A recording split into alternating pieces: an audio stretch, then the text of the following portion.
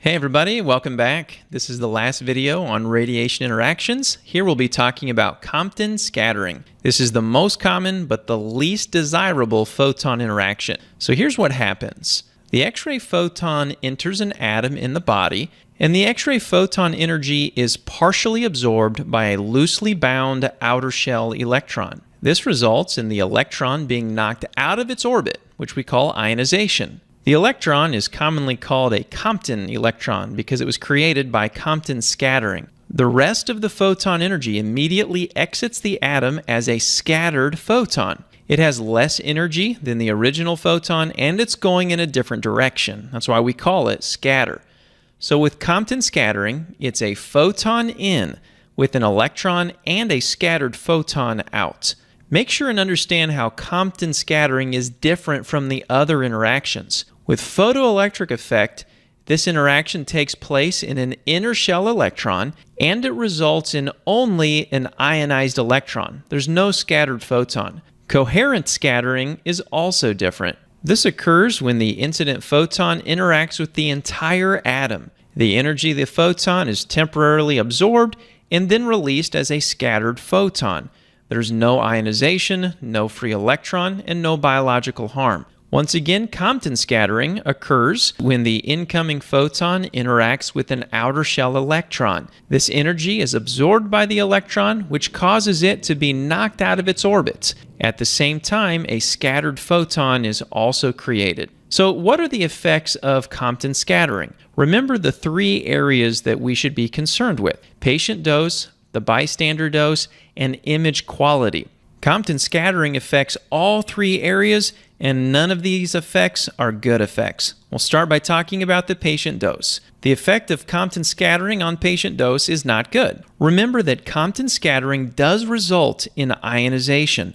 So this free electron that gets created crashes through the surrounding tissues and cells and results in biological damage in the body. The scattered photon can also be absorbed in the patient's tissues, which causes even more harm and more dose to the patient. All of this results in an increase in the patient's dose. Compton scattering also has a negative effect on the bystander dose, such as the radiographer. The reason this happens is because Compton scattering, according to its name, creates scatter. This scatter sometimes strikes the image receptor, but it very easily can strike the radiographer. In fact, Compton scattering is the #1 source of technologist dose. Last of all, Compton scattering also has a negative effect on the image. So why is that? Compton scattering, of course, creates scatter, which in turn decreases the image contrast.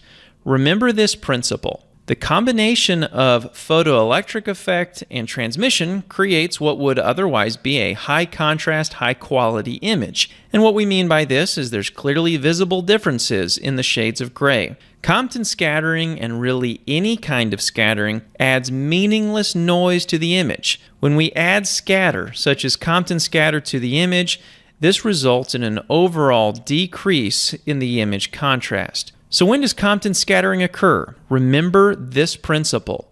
More matter equals more scatter. For example, part thickness. With more matter in the way, more photons interact by Compton scattering. This is the main reason that larger patients, as in the example to the right, have more scatter and therefore lower image contrast. More Compton scatter is created in the thicker patient. There's more matter, therefore more scatter. The same idea applies to part density or tissue density. This refers to the amount of matter packed into the space of the tissue. The chest is mostly full of air, which is lower density, which means there's less matter and less scatter. The abdomen, though, is approximately the same thickness, but much more dense. This means there's more matter, more scatter, and the overall image is going to be lower contrast. One more way we apply this principle is in regards to the field size, or the amount of collimation. If we decrease the collimation, or use a larger field size, there's more matter being exposed, therefore more scatter and lower contrast. One more factor that influences the amount of Compton scattering taking place is the beam energy, which of course is controlled by the KVP. If we increase the KVP, This proportionally increases the amount of scatter and therefore decreases the total image contrast. The ideal situation would be to have as little scatter radiation as possible. So how can we reduce the amount of Compton scatter? Consider these factors. We could decrease the part thickness. We do this by compressing the patient if possible. We would also want to use the smallest field size or the most collimation possible. And last of all, when we can, we'd want to use a lower KVP. All of these factors together decrease the amount of Compton scatter taking place. Obviously, this is the ideal, but sometimes this isn't possible. Here's a summary of Compton scattering. Compton scattering occurs when the incoming photon interacts with a loosely bound outer shell electron. The electron is going to be immediately knocked out of its orbit. This process is called ionization, and the free electron is sometimes called the Compton electron. The remaining energy leaves the atom as a scattered photon, sometimes called the Compton photon. A few more principles to remember. Compton scattering occurs at all energy levels, but it becomes the predominant or the main interaction at high energies. Compton scattering increases the patient dose because of ionization. It increases the bystander dose because scatter is being created.